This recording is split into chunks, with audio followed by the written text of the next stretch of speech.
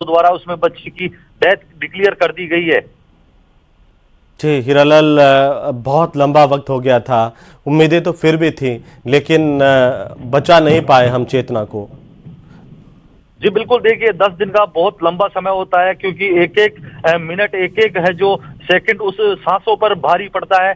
जिस प्रकार से ये पूरा रेस्क्यू ऑपरेशन 10 दिन तक चला, लगातार जो रेस्क्यू टीम के जो अधिकारी थे उस बच्ची को बाहर निकालने की कोशिश कर रहे थे, एफर्ट्स कर रहे थे। तमाम जो सुविधाएं यहाँ उपलब्ध कराई जानी थी उनमें भी कहीं ना कहीं जो देरी है, इस पूरे रेस्क्यू ऑपरेशन में जो देरी होने का कारण है वो कहीं ना कहीं ये साबित होता है कि जो उनकी दूरदर्शिता थी, जो आपकी सामंजस्यता, जो हाई टेक्निकली जो इक्विपमेंट होने चाहिए थे, उनकी जो कमी है इस पूरे रेस्क्यू ऑपरेशन में हमें देखने को मिला। और जो बच्ची पिछले 10 दिन से उस बच्ची को बाहर निकालने में जो उन्होंने जो देरी हुई है, वो कहीं ना कहीं इस जो डेथ हुई है वो एक बहुत बड़ा कारण है, बहुत बड़ा एक सवाल। ये बच्ची चेतना अपने पीछे छोड़ के गई है कि जो अन्य जो इस प्रकार की घटनाएं घटित नहीं हो, इनकी चेतना जो अधिकारी हैं, जो सरकारी तंत्र है, लेकिन सबसे बड़ा सवाल तो ये है कि आखिरकार चेतना जो सवाल पीछे छोड़ गई है उससे क्या हम कोई सबक लेंगे, क्योंकि इससे पहले आर्यन वही सवाल छोड़ करके गए थे और हमने कुछ नहीं सीखा।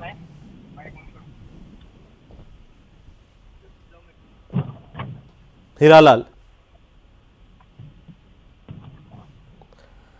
तो ये बड़ी खबर है, दुखद खबर है इस वक्त की। आपको बता दें कि चेतना की मौत हो गई। हम सिर्फ ये कह सकते हैं सॉरी चेतना। न्यूज़ 18 परिवार की तरफ से इस बात को लेकर के संवेदनाएं, उन परिजनों को लेकर के भी, और आप तमाम दर्शक जो लगातार 10 दिन तक न्यूज़ 18 राजस्थान की इस मुहिम से जुड़े रहे कि चेतना को हमें बचाना है, सकुशल इसे बाहर निकालना है। लेकिन ये रेस्क्यू ऑपरेशन इतना ज्यादा लंबा हो गया कि हम सिर्फ माफी के अलावा अब कुछ नहीं कर सकते। सिर्फ यही शब्द हैं कि सॉरी चेतना, हम बचा नहीं पाए। 21वीं सदी में जब दुनिया चांद पर पहुंच रही है, बोरवेल से हम तुम्हें निकाल नहीं पाए सकुशल। 10 दिन एक के बाद एक दिन बीतते चले गए और अब जो स्थितियां हैं वो सबके सामने है। लेकिन क्या हम सबक सीख रहे हैं? न्यूज़ 18 के भी ये बड़े सवाल हैं और हमारे सहयोगी हीरालाल लगातार हमारे साथ बने हुए हैं। हीरालाल, अब क्या कुछ जानकारी मिल पा रही है कि परिजन कब तक चेतना की डेड बॉडी को लेकर के क्या यहां पर आ पाएंगे? प्रशासन कोई बात कह रहा है क्या? क्यों वजह रही, किस वजह से इतनी लंबी देरी हुई है? क्या हम सबक सीखेंगे? जी बिल्कुल, मैं बताना चाहूंगा। जी हम सुन रहे हैं हीरालाल। जी बिल्कुल, मैं बताना चाहूंगा कि जो 10 दिन से बच्ची उस बोरवेल के गड्ढे में फंसी हुई थी, उस बोरवेल के गड्ढे में फंसी हुई थी, जो रेस्क्यू ऑपरेशन 10 दिन से लगातार जारी था, वो आज शाम को जाकर पूरा हुआ है।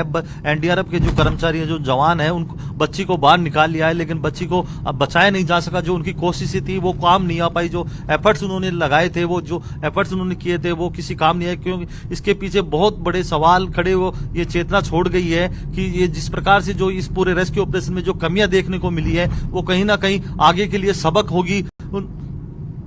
जी जी हीरालाल, प्रशासन पर भी गंभीर सवाल है कि 3 घंटे 3.5 घंटे बाद तो रेस्क्यू ऑपरेशन शुरू हो पाया, उसके बाद भी हम कोई डिसीजन नहीं ले पाए, जूझते रहे। कभी हम लोकल टेक्निक अपनाते रहे, देसी जुगाड़ अपनाते रहे, कभी हाई टेक्नोलॉजी अपनाए, इस उधेड़बुन में हम रहे। जी बिल्कुल, देखिए जब बच्ची बोरवेल में गिरी तब स्थानीय स्तर पर जो परिजनों ने अपने स्तर पर उस बच्ची को बाहर निकालने का जो प्रयास किया, बच्ची को रस्सी के सहारे बाहर निकालने की जो कोशिश थी वो नाकाम साबित हुई। इसके बाद उन्होंने प्रशासन को सूचना दी।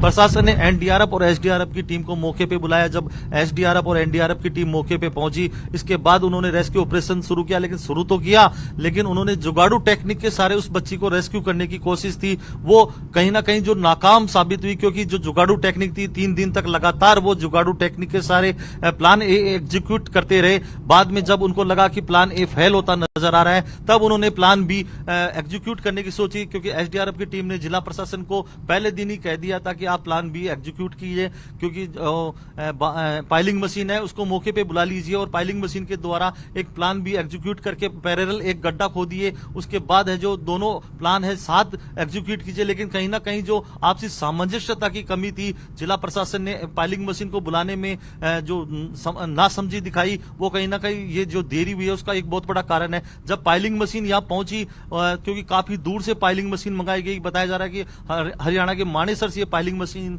मंगाई गई थी। पायलिंग मशीन जब यहाँ पहुंची उसको एक दिन खड़ा रहना पड़ा। उसके बाद उस पायलिंग मशीन की खुदाई जब चालू की गई तो वो 150 फीट तक की खुदाई करने वाली क्षमता की जो पायलिंग मशीन थी, लेकिन जो बालिका थी 163 फीट की गहराई में अटकी हुई थी। इसके बाद दूसरी मशीन यहाँ बुलाई गई। तो कहीं ना कहीं कहा जा सकता है कि जो ये दूरदर्शिता का जो अभाव है, जो इस रेस्क्यू ऑपरेशन में जो देरी हुई है, वो कहीं ना कहीं सबसे बड़ा कारण है। हाईली इक्विपमेंट जो इनके पास होने चाहिए थे, क्योंकि जिस प्रकार से जीपीआर मशीन की सहायता कल से जो जीपीआर मशीन मंगवाकर उसकी लोकेशन मालूम की गई, तो ये दूरदर्शिता का अभाव है। जो हाइड्रोलिक मशीन थी जो इन्होंने मंगवाई थी, वो 150 जो टन क्षमता वाली जो क्रेन थी उसको हटाकर दूसरी जो 200 टन क्षमता वाली क्रेन मंगवाई गई केसिंग पाइपों को अंदर डालने के लिए, जो पूरी प्रक्रिया की गई। तो जितनी तमाम जो देरियां हुई हैं वो आपसी समझ और आपसी दूरदर्शिता की जो कमियां हैं वो कहीं ना कहीं ये इस रेस्क्यू ऑपरेशन में देरी का कारण बनी है। जी हीरालाल, पहले दिन से पूरे 10 दिन तक लगातार आपने इस रेस्क्यू ऑपरेशन को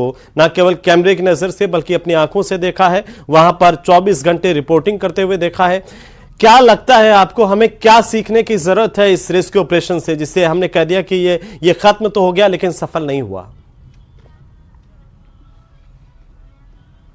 जी बिल्कुल, देखिए न्यूज 18 की टीम लगातार पहले दिन से अपने दर्शकों तक पल पल की अपडेट, पल पल की तस्वीर पहुंचा रही थी। तो कहा जा सकता है कि यहाँ बहुत सी इस रेस्क्यू ऑपरेशन में जो कमियां हैं वो देखने को मिली है। हमारे जो सहयोगी मान सिंह है वो अपने कैमरे से दर्शकों तक यहाँ की एक एक जो खबर है, एक एक पल पल की अपडेट है, तस्वीरों के माध्यम से दर्शकों तक पहुंचाई है। इस दौरान है काफी कमियां इस प्रशासन द्वारा जो इस रेस्क्यू ऑपरेशन में की गई है वो हमें देखने को मिली है। सबसे पहली कमी जो प्लान ए जो लोकल स्तर पे किया, इन्होंने एग्जीक्यूट किया, जुगाड़ू टेक्निक का सहारा लिया गया, वो सबसे बड़ा कारण था। दूसरी कमी जो आपसी सामंजस्यता की जो नजर आई वो दूसरा कारण बना। तीसरा कारण जो पायलिंग मशीन जो प्लान बी के तहत एग्जीक्यूट किया गया था, पायलिंग मशीन को मंगवाई गई थी। तो कहा जा सकता है कि स्थानीय स्तर पर यानी कि जिला स्तर पर इस प्रकार की सुविधा होनी चाहिए। जो पायलिंग मशीन बाहर से मंगवाई गई तो क्योंकि ट्रांसपोर्टेशन में काफी लंबी दूरी होने से जो समय लग जाता है, उस समय को बचाने के लिए एक जिला स्तर पर एक पायलिंग मशीन, इस प्रकार की मशीनें का होना आवश्यक है। तीसरा कारण ये भी है। चौथा जो अत्याधुनिक जो उपकरण है वो इस रेस्क्यू ऑपरेशन के दौरान देखने को मिला। साथ में जो लोकल स्तर पे जो लोग हैं जो इस प्रकार के बोरवेल खोदते हैं, इस प्रकार के जो गड्ढों को भरने का कार्य करते हैं, उनकी सुविधा जो उनकी अनुभव है उनसे साझा करना चाहिए था। साथ ही जो उत्तराखंड में रेट माइनर्स की जो टीम थी वो यहाँ जरूर पहुंची थी, लेकिन उस रेस्क्यू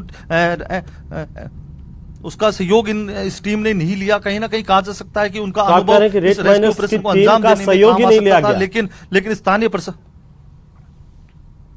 जी बिल्कुल, देखिए जो रेट माइनर्स की टीम है उन्होंने उत्तराखंड में जो माइनिंग हादसा हुआ था उसमें कई लोगों की उन्होंने जिंदगियां बचाई थी। प्रधानमंत्री नरेंद्र मोदी ने भी उनके काम की सराहना की थी। तो जब उन्हें यह पता चला कि कोटपुतली किरतपुरा में एक बालिका 170 फीट गहरे गड्ढे में फंस चुकी है, तो ये सूचना उनको जब मिली तो वो खुद के खर्चे पे तुरंत यहाँ बिना किसी के बुलावे पे यहाँ पहुंच गए थे। उन्होंने जिला प्रशासन से बात की, एनडीआरएफ के अधिकारियों से बात की कि हम आपके इस ऑपरेशन में सहयोग कर सकते हैं, आपके जो हमारे अनुभव है आप उनका उपयोग कर सकते हैं। लेकिन वो 2 दिन तक यहाँ बैठे रहे। जो एनडीआरएफ के अधिकारी हैं, एनडीआरएफ की जो टीम है, उनके अनुभव को उन्होंने उपयोग में नहीं लिया। तो कहा जा सकता है कि उनके उपयोग को अगर लिया। बिल्कुल हीरालाल, बहुत शुक्रिया तमाम जानकारी के लिए। लेकिन अब अंत में सिर्फ शब्द बचे हैं, वो शब्द हैं सॉरी चेतना। हम आपको नहीं बचा पाए। उम्मीद की जानी चाहिए कि हमारा सिस्टम, हमारा प्रशासन इस पूरे के पूरे रेस्क्यू ऑपरेशन से जहां खामियां रही है उनको दुरुस्त करने की कोशिश की जाएगी, उन्हें सुधारने की कोशिश की जाएगी। हम कुछ सबक सीखेंगे ताकि फिर से कोई चेतना इस बोरवेल का शिकार नहीं हो पाए। और ये जो मुहिम न्यूज 18 राजस्थान की तरफ से अपील लगातार की गई कि आपके आसपास अगर कोई बोरवेल है तो उसे बंद कर दीजिए, क्योंकि ये बोरवेल घातक है। फिलहाल आगे बढ़ेंगे।